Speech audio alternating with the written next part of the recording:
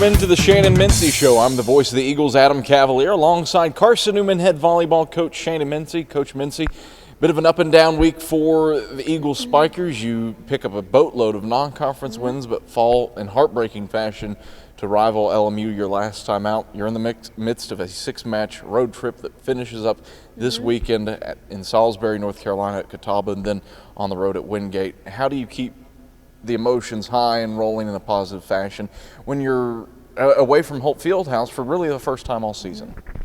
Well, I can definitely say our emotions are very high. We are excited about this weekend. I think it's fun for our freshmen to get on the road and spend the night. That's the second time we've done that this season. It's a lot of fun for us girls to kind of get on the bus and have some good talks, some good movies, and enjoy each other. I think that's probably something we've been missing because we hosted 2 tournaments, so we haven't been able to get away with each other, and I'm really looking forward to hanging out with the girls. Yeah, really the only road trip you've had was Newberry and Anderson. How do you prepare yourselves for the road when it's something that you really haven't encountered, save for this one long trip all season? Sure. Well, I think road trips promote team chemistry, and with us not having a lot of that, I think our girls are looking forward to just hanging out together. You know, when you're on campus, there's a lot of external things that take the focus away from the thing that needs to be on the court. So with us consolidated in a bus, there's nothing to do but think about volleyball, think about our teammates. From that aspect, I think it'll be really a positive experience. How do you prepare for a Catawba and Wingate, knowing that if you win these 2 matches, you can vault up to 5th and 4th place in the SAC standings? If you lose and the wrong combination of things happen from your perspective, you can be in last place. How do you prepare knowing that there's such that drastic swing possible? That's a good question. We certainly are looking at standings right now, and we have put ourselves in a situation where now we are relying on other people to hopefully lose some matches, and that's going to happen. There's a lot of parity in our conference. We do know that these 2 road trips will propel us, or could propel us. I think we've got the capabilities of it. The girls have been in here working and individuals, and we're excited about these opportunities.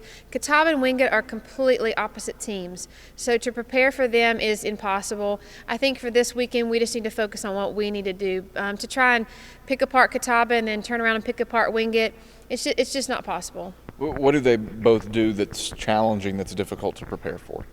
Well, you know, in the past, I felt I would have known Wingate really well. They have a strong offense. They come at you from multiple angles. They unload from the bench easily. This year, they're somewhat new, too. They lost their starting setter, their starting libero, and those 2 were their captains, I think, on the court leaders. So to see new faces, I'm not sure about Wingate. Catawba has a strong outside that we do need to prepare for. She's solid. She hits great shots from all angles, a very respected player in our conference. So they're more focused on one player, whereas Wingate uses a lot of different utility players. Wingate defensively has been very impressive all season long. Teams hitting just .089 against the Bulldogs. How do you crack that code offensively? You know, I've not looked at conference stats, but I think our hitting percentage is right up there, too, in the conference. So that's going to be fun. You know, I compared Wingate stats and our stats.